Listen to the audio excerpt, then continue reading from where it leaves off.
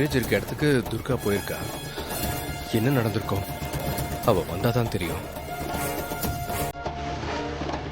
மாமா, காஃபி ஏதாவது எடுத்துட்டு வரட்டுமா? இல்ல, அதெல்லாம் இது வேணாம் ஹாசினி. துர்கா வந்தாச்சு.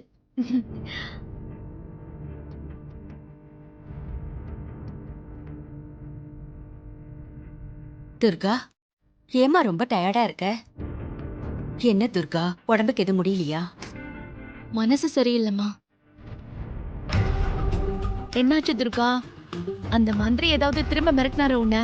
மிரட்டுறதுக்காகலாம் பயப்படுற ஆளு நான் இல்ல ஹாசினி. அப்புறம் என்ன நடந்துச்சு? ஏன் மனசு சரியில்லை? மந்திரி பையன் கொலை கேஸ்ல குழம்பி போயிருந்த எனக்கு கொலை நடந்த குடோனுக்கு பக்கத்துல இருந்த அங்க ஒரு வீட்ல சிசிடிவி ஃபுட்டேஜ் இருந்துச்சு. அதை வச்சு கொலைகாரனை எப்படியாவது கண்டுபிடிச்சிடலாம்னு நினைச்சிட்டு இருந்தேன். ஆனா நைட்டு பூட்டி இருந்த வீட்டுக்குள்ள திருட மாதிரி உள்ள புகுந்து அந்த சிசிடிவி ஃபுட்டேஜ அழிச்சிட்டு போயிருக்கான் அந்த கொலைகாரன். எனக்கு ஏதோ டைமே சரியில்லை, அதான் ரொம்ப அப்செட்டா இருக்கேன். ஆமா துர்கா, திருட வந்து சிசிடிவி ஃபுட்டேஜ டெலீட் பண்ணிட்டு போயிருக்கான்னு எதை வச்சு சொல்ற? திருட வந்தா வீட்டுக்குள்ள இருக்கிற நகை பணம்னு மொத்தமா தானே எடுத்துட்டு போயிருக்கணும்.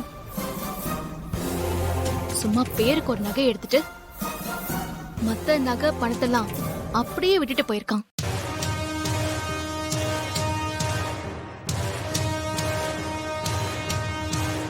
சிசிடிவி ஃபுட்டேஜ் டெலீட் பண்ணலனா தெரிஞ்சிரும்னு திருடன் தான் வந்துட்டு போயிருக்கான்னு போலீஸ திசை திருப்பி விட இப்படி பண்ணிட்டு போயிருக்கான் அந்த கிரிமினல். அவன் மட்டும் என் கையில சிக்கட்டும், அப்புறம் இருக்கு அவனுக்கு.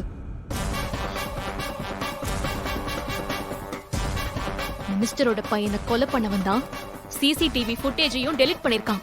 என்னைக்கா இருந்தாலும் அவன் தப்பிக்கவே கூடாது. சீக்கிரம் அந்த கிரிமினல் யாருன்னு கண்டுபிடிச்சு ஜெயில போடு துர்கா. ஆமா துர்கா, சீக்கிரம் அந்த கொலைகாரனை கண்டுபிடி. மினிஸ்டர் வீட்ல வந்து மிரட்டுறத பார்த்தா ரொம்ப பயமா இருக்கு. கண்டுபிடிக்கிறேமா. Good morning madam.